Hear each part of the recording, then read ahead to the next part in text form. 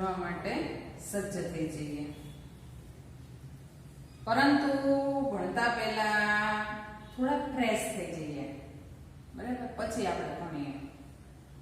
તો ચાલો ફ્રેશ થવા માટે શું કરશું? તો ફ્રેશ થવા માટે હું જે એક્શન કરું એ એક્શન તમારે કરવાની છે. 1 થી 2 મિનિટ પછી આપણે ભણવાનું શરૂ કરીશું. ચાલો બધા બાળકોના હાથ. હવે જુઓ, મારી આંગળી જેમ થાય એમ તમારે આંગળીઓ કરવાની છે. ચલો રેડી? 1 2 3 સ્ટાર્ટ. 1 2 3 4 5 6 7 8 8 7 6 5 4 3 રૂ ચાલ. થાય છે કે આમાં થાય છે? કોક આમાં કરે, એમ નહીં કરવાનું. જાઓ, ખ્યાલ આવ્યો? ચલો, તો આવી નાનકડી ગેમ આપણે રમ્યા, ફ્રેશ થયા. નો આવડ્યું આમ કરતા તો કશો વાંધો નહીં, શીખજો. જ્યારે તમે અભ્યાસ પૂર્ણ કરીને રમવા માટેનો સમય જે ફાળવેલો હોય એ સમયમાં રમતા રમતા આમ કર્યા કરવાનું, એટલે આવડી જાય. બરાબર? ચાલો, હવે ફ્રેશ થઈ ગયા તો ભણવાનું શરૂ કરીએ. હવે આજે આપણે ગણિત ગમ્મતની અંદર એકમ 8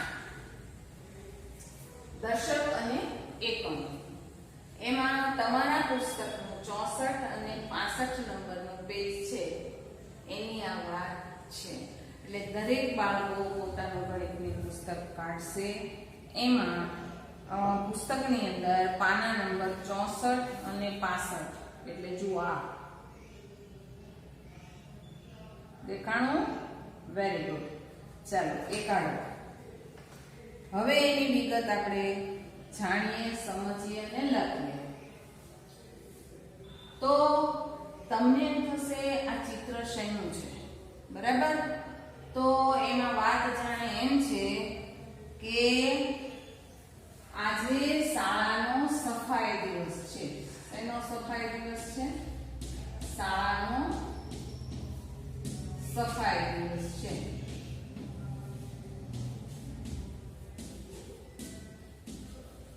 જો આ છે ને એક સહશિક્ષણ પ્રવૃત્તિ કહેવાય. દરેક શાળાઓમાં વર્ષમાં એકવાર આવી રીતે શાળાનો સફાઈ દિવસની ઉજવણી કરવામાં આવે. એમાં તમારી જેવા નાના નાના બાળકો હોય એ પોતાનો વર્ગ પોતાની જાતે સાફ કરે. એટલે આમ બધું ઉપર નીચે મમ્મી જેમ ઘરે કે ને ધૂંઝાળા કરે એમ તમારે તમારા વર્ગમાં બધી સફાઈ કરવાની. બારી દરવાજા હોય લૂછવાના, પોતું કરવાનું હોય, તમારી બેન્ચીસ લૂછવાની હોય વગેરે, એને કહેવાય સફાઈ. તો આવો સફાઈનો દિવસ એ વર્ષમાં એકવાર આવે, એને કહેવાય સહશિક્ષણ પ્રવૃત્તિ. અને આ પ્રવૃત્તિ કરવાથી બાળકની અંદર રહેલી એક કળા હોય, કળા તો અનેક પ્રકારની હોય, એ બહાર આવે. ધારો કે કોઈ બાળકમાં એવું નથી પણ અન્ય બાળકમાં છે, તો એ કરતું હોય એ જોઈને બાળકમાંથી જલ્દી શીખે. બરાબર?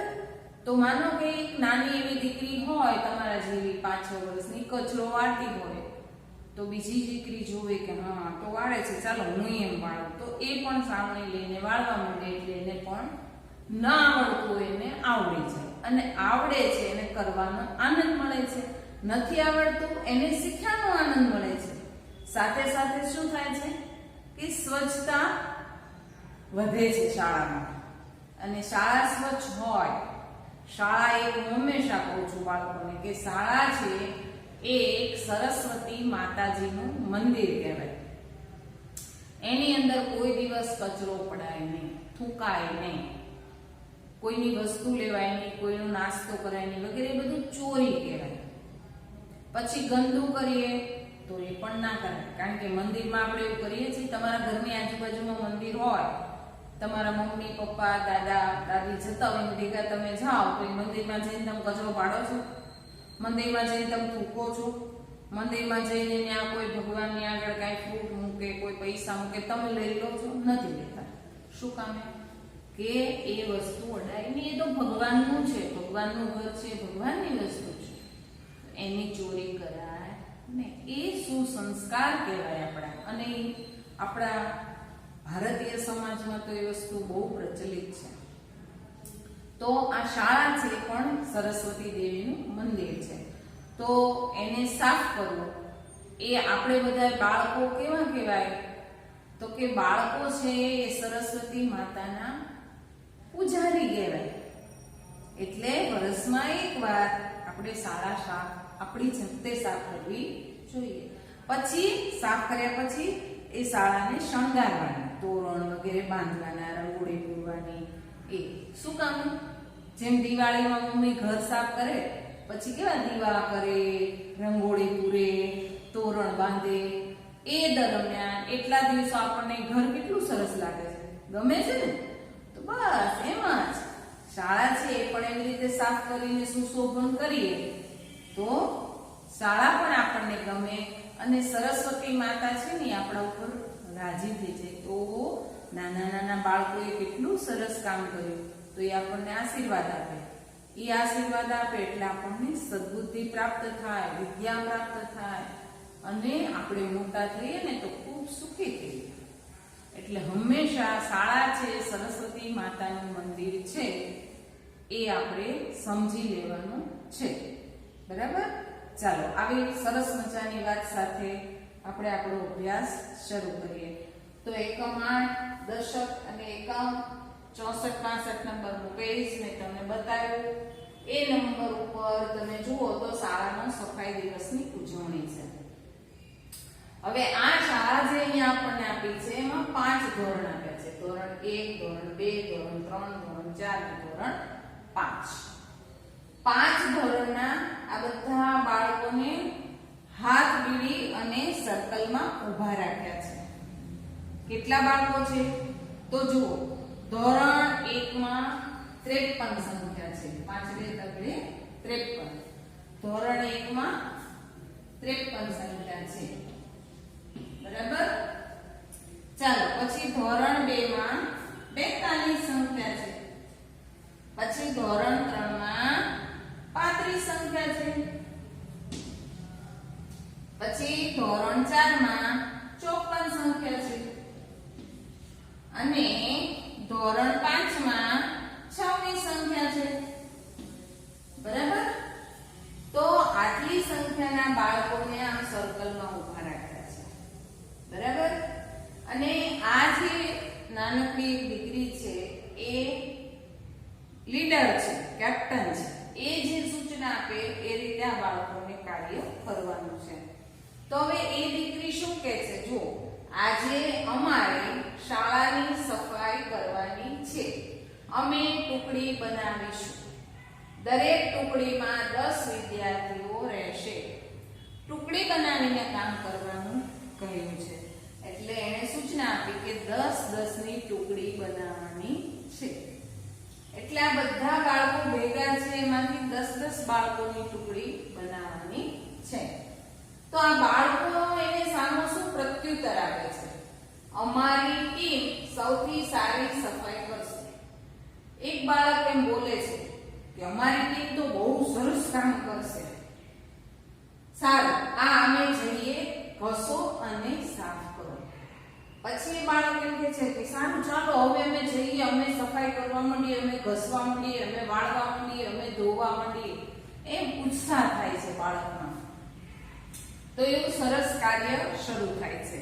પણ બેનની સૂચના એવી છે કે 10-10 ની ટુકડી કરવાની છે. બરાબર? તો હવે 10 ની ટુકડીમાં તમે જુઓ તો આપણે એ ટુકડી કેટલીઓ થશે ધોરણ પ્રમાણે. ધોરણ 1 માં 10 ની ટુકડી કેટલી થશે? ધોરણ 2 માં 10 ની ટુકડી કેટલી થશે? ધોરણ 3 માં 10 ની ટુકડી કેટલી થશે? ધોરણ 4 માં 10 ની ટુકડી કેટલી થશે? ધોરણ 5 માં 10 ની ટુકડી કેટલી થશે? અને ટુકડી કર્યા પછી કેટલા વિદ્યાર્થીઓ વધશે એની સંખ્યા અહીંયા લખવાની છે. તો આપણે સામે સંખ્યા જોઈને અહીંયા ટુકડીઓ અને વધેલા વિદ્યાર્થીઓની યાદી બનાવીએ. તો ચલો, ધોરણ 1 માં કેટલી સંખ્યા છે? 53. 53 માં 10 10 ની ટુકડીઓ પાડવાની છે. તો 10 10 ની ટુકડી કેટલી પડશે? તો આમાં જોવાનું કે આ સંખ્યા છે દશકની સંખ્યા છે ને, આ બરાબર 5 છે એ શેની સંખ્યા છે? દશકની. એટલે આ જે 5 દશક છે મતલબ 5 ટુકડી થઈ ને 10 10 ની, એટલે અહીંયા આપણે લખીશું 5 ટુકડી થઈ. હવે એકમ કેટલા છે? 3.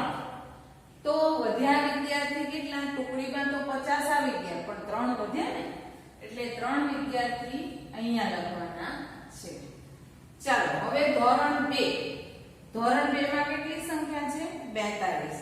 તો ધોરણ 2 ની 42 સંખ્યામાં દશકની સંખ્યા છે 4 છે. એટલે કે 4 દશક છે.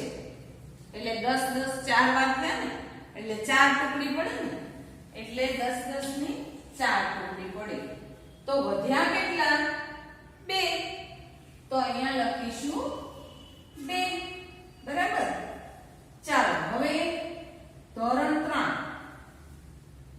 ધોરણ 3 માં જુઓ 35 સંખ્યા છે. તો એમાં દશકની સંખ્યા કઈ છે? 3. તો 3 દશક એટલે 30 થાય ને, હે? એટલે 10 10 ની કેટલી ટુકડી થાય? 3. વધ્યા કેટલા? 5. એટલે અહીંયા લખીશું 5. ચાલો, હવે ધોરણ 4. ધોરણ 4 ની અંદર જુઓ તો 54 સંખ્યા છે. તો એમાં દશક કેટલા છે? 5. આ 5 છે એ દશક છે, એટલે 10 10 ની 5 ટુકડી થઈ ને, એટલે અહીંયા લખીશું 5. વધ્યા કેટલા? 4. 4 શું છે? એકમ, એટલે એ 4 સંખ્યા વધી. ધોરણ 5 કેટલી સંખ્યા છે? 26. દશક કેટલા છે? વેરી ગુડ, હવે આવડી ગયું. દશક 2, એકમ 6, એટલે કે વધેલા વિદ્યાર્થી 6. હવે શું કરવાનું છે? તો આ જે વધેલા વિદ્યાર્થી છે ને એનો ટોટલ અહીંયા કરવાનું છે કે કેટલા વિદ્યાર્થી વધ્યા એ સંખ્યા આપણે ગણવાની છે. એટલે આનો શું કરવાનો છે? સરવાળો. બરાબર. તો આનો આપણે સરવાળો કરીએ. 6 માં 4 નાખો એટલે 10, 10 માં 5 નાખો એટલે 15, 15 માં 2 નાખો એટલે 17, 17 માં 3 નાખો એટલે 20. તો વધેલી સંખ્યા કેટલી થઈ? 20. હવે નીચે વાંચીએ. બધા થઈને કેટલા વિદ્યાર્થીઓ બાકી રહ્યા? આ બધા થઈને કેટલા વિદ્યાર્થી વધ્યા? 20. એટલે આ ખાલી જગ્યામાં લખવાનું છે 20. ચાલો, હવે જુઓ બાકી રહેલ વિદ્યાર્થીની કેટલી ટુકડી બનાવી શકાય? હવે આ 20 વધ્યા તો 20 માંથી 10 10 ની કેટલી ટુકડી પડે? વેરી ગુડ, 2 ટુકડી પડે. એટલે અહીંયા લખીશું 2. સમજાઈ ગયું? તો આ રીતે આપણે તમારા પુસ્તકની અંદર શાળાનો જે સફાઈ દિવસની ઉજવણી છે એ આ રીતે આપણે સમજ્યા. આ રીતે એના ફોટો પૂર્યો, નીચેની ખાલી જગ્યા પૂરી, એ બધું જ તમારે તમારા પુસ્તકની અંદર અહીંયા લખવાનું છે. જુઓ અહીંયા, બરાબર. તો દરેક બાળકો હવે આ બોર્ડમાંથી જોઈ અને પોતાના પુસ્તકમાં લખશે. બરાબર. તો ચાલો લખી નાખો બધા બાળકો. બરાબર.